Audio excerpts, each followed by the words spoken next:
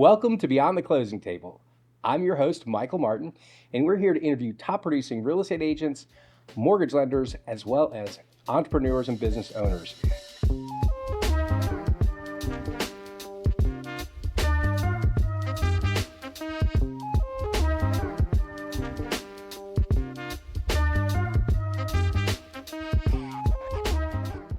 Today, I have a very, very special guest, one of my close friends, and someone I serve on the board with. I have Brooke Dickhart of the Joel Fund. And so Brooke is here to talk about how she started the Joel Fund and what it's about and some experiences that she's gone through. So very excited to have you here today. Thank you, Michael. I'm excited to be here. Thank you for doing this. This is great. We're going to have a lot of fun. So let's first start off, maybe even go back before the Joel Fund. What were you doing before? We'll get into a lot of those details, but what were you doing before you decided to start the Joel Fund? Sure. So my background, my college education is hotel restaurant management. Before I started the Joel Fund, I was the co-owner of, I had an embroidery business and a cafe that I had started with a friend, and was doing that for about 10 years. And when I started the Joel Fund, I decided to let that go. I needed to be able to focus just on the Joel Fund after a certain amount of time. Okay. So, but yeah, I've always owned my own business. How long have you been in the Raleigh area? 2002. 2002. Here. Okay, got it. Did you guys move from Texas? Is that right? Or we actually came from Boston. Boston. So I don't know where. Originally from Virginia, went to Boston, North Carolina. Okay, excellent. We did 3 years in Texas. Okay, I knew there was something. Okay, very excellent. So let's tell everybody what the Joel Fund is, first of all, and then we'll talk maybe about the origin story of it. Absolutely. So the Joel Fund is a 501c3. Our mission is to reconnect veterans to life at home. And we use the power of community to educate, engage, and encourage veterans and their families. Excellent. And so we're going to get into all kinds of things that we do at the Joel Fund, and I'm so blessed that you invited me to be a part of the board, and it's been a great journey so far. But how did the Joel Fund even come into as an idea? So in 2014, I lost my dad after a long battle with PTSD. So he served in the Navy. He was a Navy SEAL. He was on SEAL Team 2, and he was a plank owner. He was an original member of SEAL Team 6. 2014, he passed away, and it was just a very frustrating experience, not having resources or information on how to help him when he was going through everything. And so when he was gone, I just felt like the rug had been ripped out from under me. And so I decided I want to make change. I want to help other families so they don't have to go through what we went through. Yeah. It's interesting. Now, a couple things I have questions about. One is you said he was an original plank owner. Tell everybody what that means. So when they are putting together a new group, the origin behind it is when you're building a ship, you bring in people with different specialties, and then they're plank owners of the ship. And so the Navy calls it the same thing. So he was one of the original members of SEAL Team 6. So excellent. Marcinko handpicked like who he wanted to be a part of SEAL Team 6 in the beginning. And you probably know way more than I do about this, although I've watched every possible movie about SEALs and military. I'm just a fanatic about it, which is one of the reasons this nonprofit is so important to me. Yeah. I never served in the military. Have a little bit of guilt because I didn't, but at the same time, there's things that we can do to help support, and I'm so glad to be able to do this. A lot of military family, not that I grew up around it, but my dad, a lot of military family. So. He was in SEAL Team 6. There's never been a SEAL Team 1, right? They're West Coast. There is? Yeah, okay, so the odd numbers are on the West Coast. Right? The even numbers are East Coast. Okay, got it. Yeah. And so he was pretty early on in SEAL teams. Looking at the pictures and photographs that you have at the Joel Fund, it's pretty wild to see the olden days of the original SEAL teams. So you created the Joel Fund. Let's talk about maybe some of the challenges that you started. Like, how did you envision, this podcast, there's a lot of business owners watching it. And so while you're not a for-profit business, it certainly is a business. Tell me, how did it go from idea to figure out what you want to do? I'm sure there had to be a long process of figuring stuff out. What did that look like?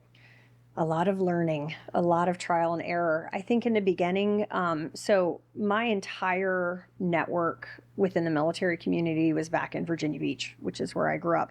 I did not know anyone in this area who was connected to the military. So in the beginning, I just spent time telling my dad's story, learning about what was needed in the community. And so we try to fill gaps. That's our big thing. Let's fill in the gaps. We don't need to duplicate efforts.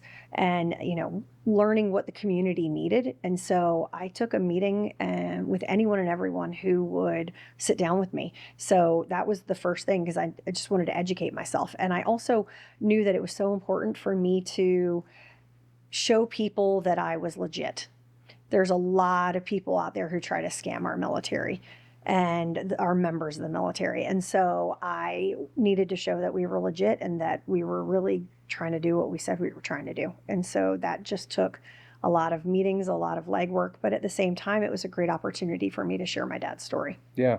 So that started with you connecting people in Virginia Beach? Yes. So, well, kind of. My first person I reached out to was someone from the UDT SEAL Association. Everybody needs to know what that is. Sorry. It's kind of like, I always say, it's kind of like an alumni association, Okay. right? When they come out, it's a group that, they can still connect. They do events and get together after they're out of the teams. So these are people that he knew, or not necessarily? Not necessarily. Okay. Some, I mean, the first person I spoke to, he did know. Okay. So he got me connected to the president of the Carolinas chapter. And then, from there, I got connected to a gentleman in Eastern North Carolina who my dad actually served with. And then he got me connected, and it just started from there. And then I got connected to the Naval Academy Alumni Association and got to meet and talk to them, and just started to broaden my network that way. Wow. But it took a little bit of time to get there. Wow. Okay. And then I assume, like, you live in Wakefield, right? You've been there for a while. You've got a pretty good network of friends. Yes. I've had the opportunity to meet a lot of them because there are a lot of them involved in the Joel Fund. Yes. So how did you bring it to those folks and say, here's what I want to do? I think the biggest thing was that in the beginning, a lot of my friends saw what we were going through, and I knew a lot of people because I had already owned my own business, and just through that experience, I knew a lot of people within the community, and so I just started telling them what we were doing, and people wanted to get involved. They saw what I went through after losing him, and they understood. And so we live in an incredibly supportive community, and I have been so fortunate to have their support over the years. Yeah. I've just witnessed a lot of it myself, so I agree completely. So let's talk about you discovering something of your dad's that was obviously real important. He had a bunch of yellow legal pads. Tell me about that and what that experience was like. So after my dad passed away, he was living in Florida at the time, so I went down to handle everything. He had an entire closet. It was about a 10-foot by 10-foot closet, filled floor to ceiling with bins and boxes. He had saved everything. You remember back in the day, banks used to send back checks? Yeah, he had checks. He had everything, at his social security number. It was a blessing and a curse, right? Because he had saved everything, legal pads, pictures, everything from, things from his time in the service. And so I just love that he had saved all these things, and I got to see his yellow legal pads, and now I always use one when I'm taking notes. But I never realized how cool. I mean, he had written stories. He had written, just some of the craziest things that he had on there. Some of them were in Spanish. My dad spoke 5 languages, but Spanish he spoke fluently, and so he had written stories in Spanish. It was just a really unique. When did he get out of the Navy? 84. Okay, and then what did he do after that? I was told he was in the CIA. Okay. So I learned about that at his service. So You did not know it at the time, though. No. Yeah. I had no idea. So I met a gentleman who said he served with my dad and was in the CIA with him. Interesting. Yeah. What did you think about that when you found that out? I wasn't surprised. Yeah. Just based on what he had been doing and his travels and where he had been living. Like, he lived for like 2 or 3 years. He lived on the island of Crete off the coast of Greece. So I always wondered, and that was in the late 80s. Actually, that might have been in the early 90s. Okay. So he was always traveling and doing stuff, and it kind of made sense after I found out. Sure. That's interesting. Those are kind of things that you never do know about until later, I guess. Yeah. Right? Let's talk about the name, the Joel Fund, right? So, because his name's actually not Joel. No, it's Joseph. Yeah. So he, I did not realize how much he used that name until after he passed away. So growing up, I knew that it was like his art pseudonym, like he would sign his art with it. But I just didn't put more weight behind it. Kind of a side story. Um, the VA wouldn't sign his death certificate for 6 weeks. So I had reached back out to the funeral home, and the funeral home director had said to me, well, don't worry, I'm not going to charge you for anything. Your dad was a good friend of mine, but I didn't know him as Joe. I knew him as Joel. He said, so when you were sitting across from me, he said, I didn't know yet that your dad had passed away. And that was one of the first things where I was like, okay, this man was a good friend of my dad's, but he didn't know him as Joe. And then I found paperwork where he had tried to start a business. He really had this whole separate side of him with this name. And when I think about what he was going through, it just made me realize that this was probably someone else he was trying to be, trying to get away from maybe who he had been.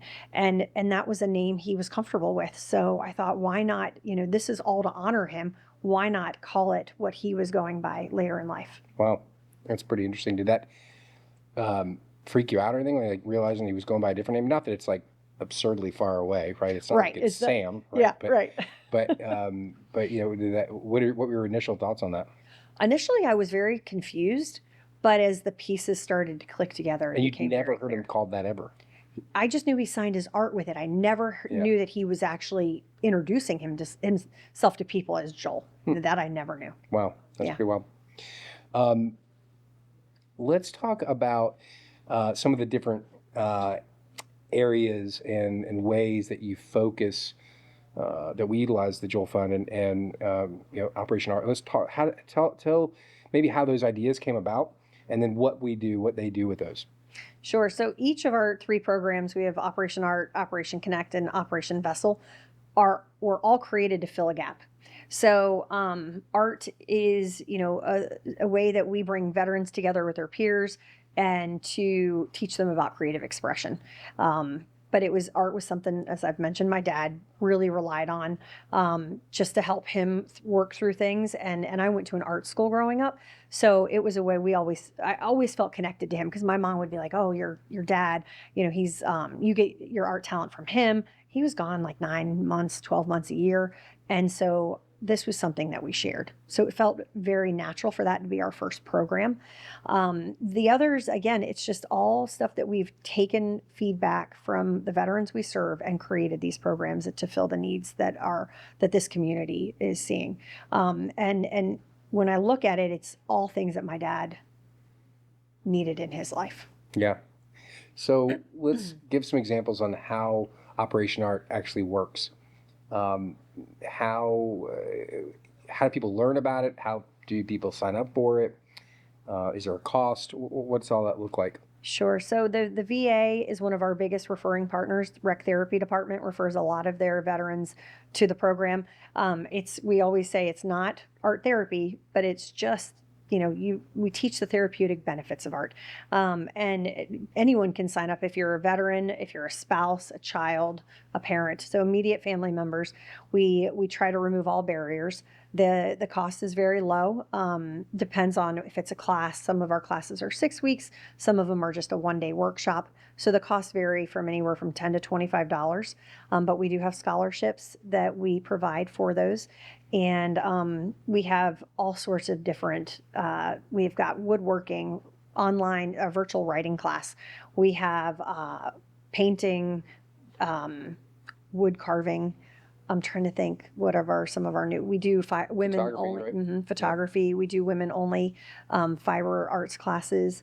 That was, again, a need in the community. Yeah, let's talk about that, because I remember how that came about, because there was a need that we didn't realize that we totally missed out on, that we got some feedback, right? Yep. So we had two women veterans withdraw from classes. And when we reached out to them, they said, nothing happened.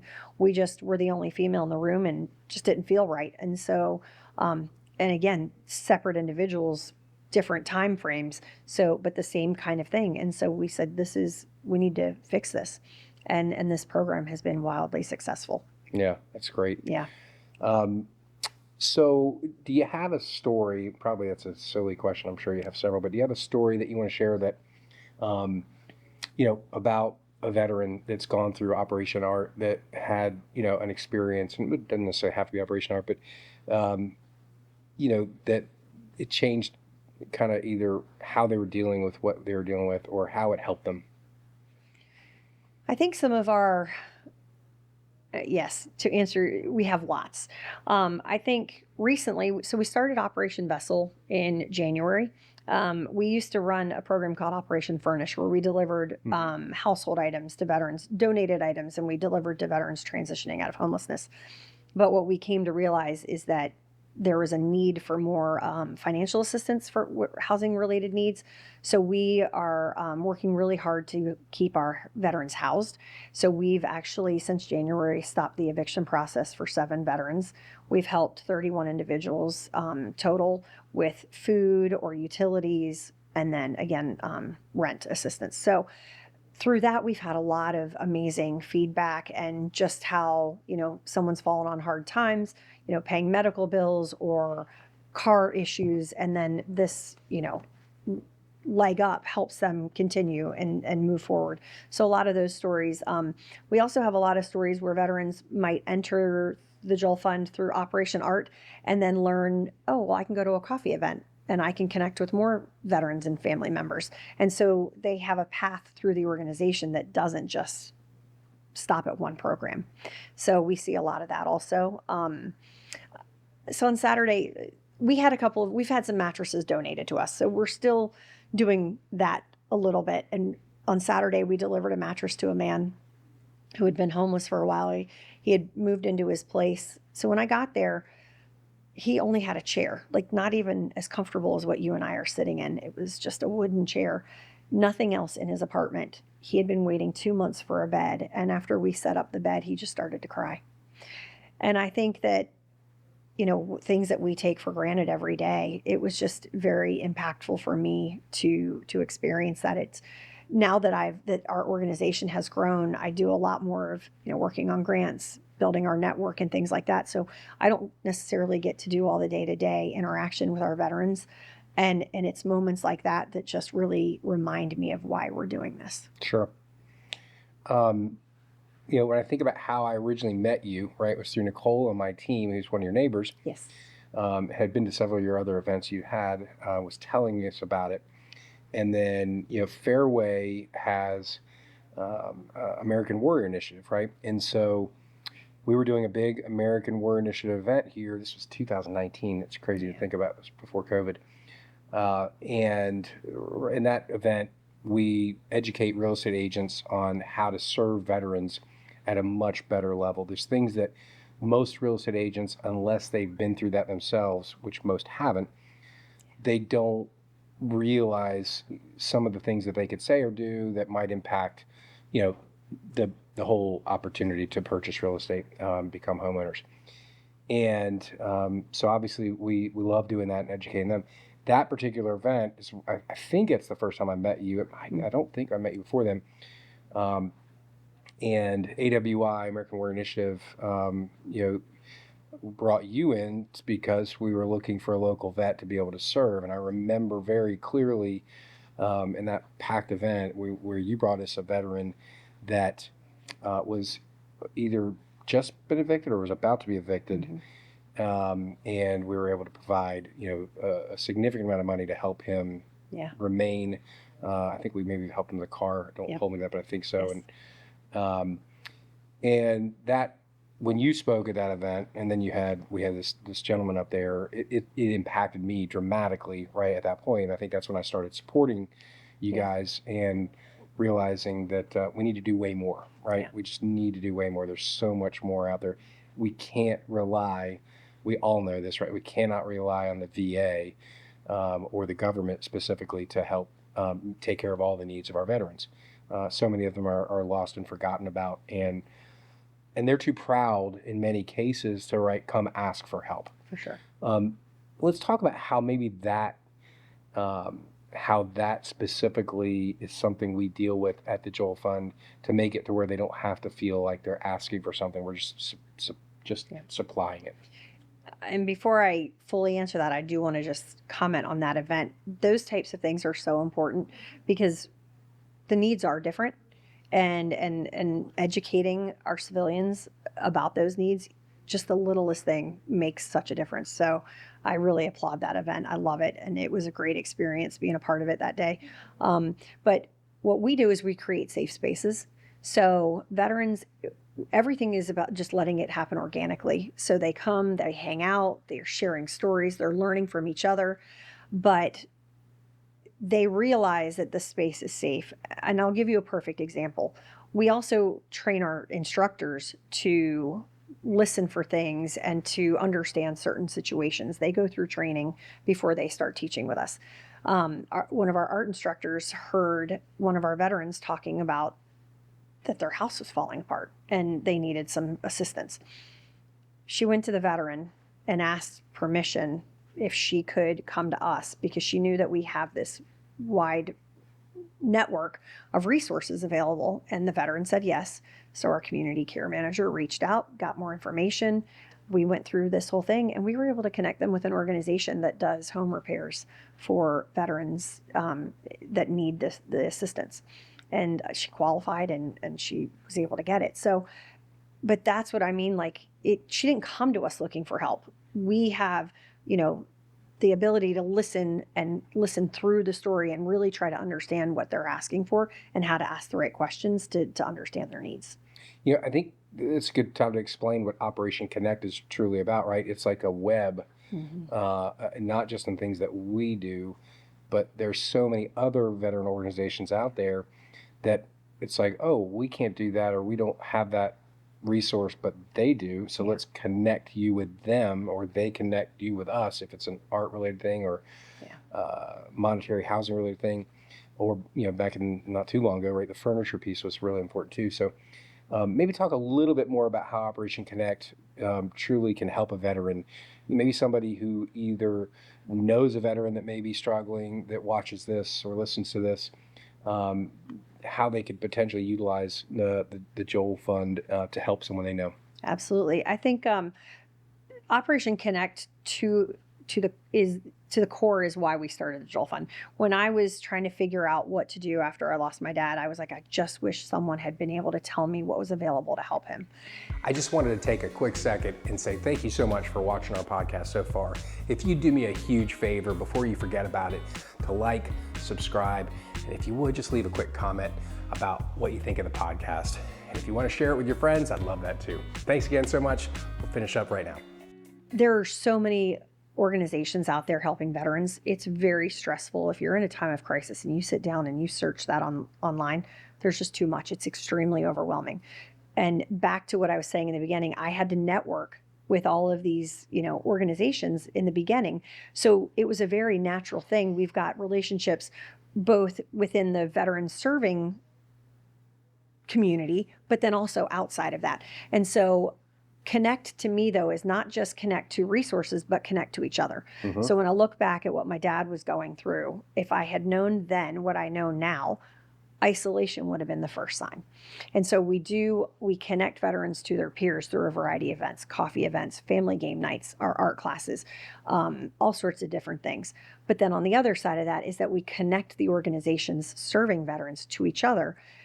And like I said, some are not veteran organizations. So we educate them on the needs, just like the AWI event does.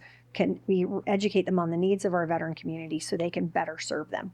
And that just gives us an opportunity we have all these connections to make a warm referral. It's not just, hey, call this company. It's, I'm picking up the phone and I'm saying, I'm sending this veteran to you. And they immediately then, take care of that veteran for us. That's great. So we talked about, obviously, Operation Connect. We talked about Operation Art and a little bit in depth there. And then you've also talked a little bit about the Operation Vessel, which I think was now created maybe a year ago? Yeah. A year and a half ago? We just started it officially in January. Oh, this year. Okay, Yeah. got it. And that actually came, right, organically from some folks we brought on board and hired. I feel like it was that part of their idea, right? Yeah. And they've just been such a blessing to the organization. Um, let's talk about some of the big changes that have occurred over the last few years. Right, there's a vision that you had. We had some heated meetings about where this vision was going to go. Heat is, it was a loose term, but we definitely had some conversations like, what are we doing here? And now it's in front of us and super exciting about what we're doing in the community in Wake County, live and in person, and we have an office now, but it's very limited what we're doing. And I just want to open that up and let you talk about where the Joel Center is headed and what's going on there. Yes. So this is just kind of came to me, envisioning a place where veterans could gather. We don't have enough space where we currently are. We're at maximum capacity, and so trying to figure out, how to have a bigger space and to offer more. Because I always say there's not one thing that works for everyone. And so even though we don't offer everything, we can connect them. And so I want a space where our partners can come in and work with veterans. It's not just our programming, but and they can come and be with each other and learn and just enjoy and create that safe space. They may not need us now, but we want them to know where to turn if they do need us. Yeah. And so it's going to be a veteran community center. So let's tell everybody where it is, and maybe describe a little bit about the property. So we are in the heart of Rollsville. Already an amazing experience. The town is completely embracing what we're trying to do. It's right where they're undergoing a big Main Street improvement project. So the land is 1.6 acres. We're getting ready to renovate one of the current structures on the land. And we are, because we're in the heart of everything, they can walk to the park, they can walk to the grocery store. Everything is within, walking distance to where we are. And then there's public transportation, the Go, Wake, and these vans that will bring them and take them. And there's another local organization that offers transportation. So it really, again, trying to eliminate the barriers to receiving access to service, to our services. And so we are just thrilled with the support we're getting from the town and everyone within our veteran community. They cannot wait for it to open. Yeah. Yeah, it's a big deal. It's so exciting to and it's just not. There's a lot of investment to make this happen, and we're going to need continued investment For sure. From individuals and businesses and partners to help make this thing really what it needs to be. But right, there's 3 buildings currently. Is that right? Yes. Yeah. Well, 2 now. 2. Yeah. Okay, that's right. We removed it. So we have 2 buildings there. We're going to do a major renovation to one of them, and then potentially build another building on top of that, right, or Yes. next to that. Yes. So that'll be part of phase 2, where we want to do a new building, big community center on the first floor, and apartments for veterans transitioning out of homelessness on the second floor. Again, reducing barriers. They can come downstairs and get access to all the services they need. And so we're like wondering specifically what type of events we'll host there. What type of how do we get and let people know that this is going to even exist? And once it exists, how do we get people to utilize it? Because the last thing we want is to have this big, beautiful place and not be utilized, appropriately. I think the big thing is relying on our partners to share what we're doing, relying, hopefully the town again does a lot to support their veterans. So they will, I think, help promote what we have going on. But because it's a space our partners can use also, it allows them to bring in. So for instance, we right now have the VA caregiver team uses our space quarterly for a caregiver retreat, or they do peer-to-peer meetings. And a lot of those individuals have started attending our coffees or our art classes and things like that. So it's bringing in more opportunities that's beyond just what we do. And I think that helps to broaden the reach and to get the interest. And we just promote everything through social media, through our website, and then through our partners. Very good. How can other people get involved? If there's folks that are watching or listening to this and they say, I want to do more, I want to be a part of that, how can they get involved in the Joel Fund? Reach out through our website. Landry and Allie work together to work with our volunteers and get people involved and get doing things within the organization. We're always looking for sponsors. We've got this amazing building we're trying to create, maybe there's a local company that wants to have their name on the building on a plaque and show their support for the veteran community and be a sponsor. They can reach out to us about that too. Okay, great. And the website's thejoelfund.org? Yes. Is that right? Yes. Okay. So excellent. I would highly encourage you, if you have any interest in being a part of a local veteran organization that really cares about people and that wants to make sure that we're adding value to the folks that have served us, overseas and here domestically. This is a great organization. I'm so proud to be a part of it. I want to, maybe before we wrap up, talk about some of the events that we do throughout the year so that people can, and I'm sure all this you can find this on the website, but how else can people get involved, not just by either volunteering or donating, but how else can people get involved from some of the events that we have? We're always looking for help with events. We do a cornhole tournament in the spring. In the fall, we have our Evening of Honor event, which is become truly an amazing event, as you know. And then we're going to be doing our Holiday 100 again in the winter, where we try to get people to move 100 miles between Thanksgiving and New Year's Day. So, and the other big thing is just spread the word. I mean, I don't know anyone who doesn't know a veteran. Let them know about us. Tell them that we're here and that, just to connect. Come out and try something one time. And that's all it takes. Yeah, that's awesome. As far as the event in the spring, I've never, unfortunately, been able to participate in that. We were hoping to go this year, but cornhole tournament. Like, what does that look like for families and kids? What does that look like? It's a great family event. We have a group of families that have been putting this on for years. Another one of our board members, Dan, and some of his friends put this on. They provide the food. One of the guys, it's award-winning barbecue, cooks this barbecue all night and then serves it during the day. We have a bounce house. There's live music. It's just a really great time, and it's a whole afternoon of fun. So some people come out just to participate in the cornhole tournament. Others come out just to watch. So it's fun for the whole family. Yeah, and this has traditionally been at Wakefield, right? Yes. Do you imagine or envision that it'll be at the Joel Center going forward, or do you think it'll stay there? I don't know. We haven't actually talked about it. We'll have to have that. We'll have to see. Discussion. It's a great idea. Future board meeting. Yeah. Excellent. Well, the Evening of Honor has been just such an incredible event. If I'm fortunate to invite some guests to it, and everyone that always comes is just so taken away. There's always a guest speaker. You've certainly spoken in the past. We had a great guest speaker last year, one of our board members. And we've done it, and it continues to be at the Exotic Car Club, right? Yes, Carolina Exotic Car Club. Yeah, Carolina Exotic Car Club. First Saturday in November. Does that seem right? I think this year it's the 8th, so I don't know if that, yeah. And maybe it's the second Saturday, yeah. And so, it's as fancy as you want to be, but you don't have to be, exactly. in a tux. Again, great speakers. There's always some incredible ways to donate, whether you're right. We've got silent auctions and all kinds, and then we have a big fun live auction as well. So great event to attend. I'm just so grateful to be a part of this. So grateful that you invited me to be on the board and continue to do this work. I think I know one of the things that we've been looking to do to add, I want to make sure we talk about this, is to get more regular monthly donors. Yes.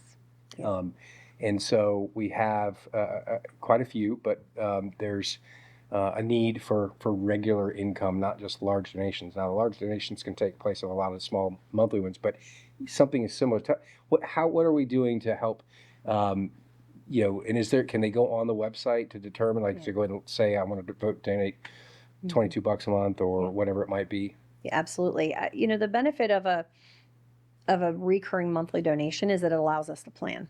It allows us to know that there's consistent funding coming in every month, and it allows us to plan in a very, and puts my mind at peace, at ease, knowing that, we have this set amount of money coming in every month. What I like to compare, $25 is one less drink at Starbucks a month, right? It's easy. There's so many things for $25 a month that we can do, though, that maybe someone might not notice that they're doing every month to help another organization. So that's kind of the number we try to hit, is $25 a month. That is, over the course of a year, can stop the eviction process for a family. It can provide food for a family, and so there's a lot of benefit that we can that a lot it does to help us. It's art class registrations and that sort of thing, but it allows us to plan. Awesome. Well, please check out the website, thejoelfund.org. Learn more about this organization. If you have any questions, certainly feel free to reach out to me. Obviously, Brooke's contact information is going to be on the website too. Thank you so much for taking the time today. I really appreciate you doing this. I've had a great time hearing some of these stories and sharing with more people the great work that you and the Joel Fund is doing. Thank you for the opportunity, and I appreciate all your support. You're so welcome. Absolutely. Well, thank you guys for watching or listening to Beyond the Closing Table. A little bit different experience today in this episode, but very excited to have been able to offer this and look forward to seeing you on future podcasts.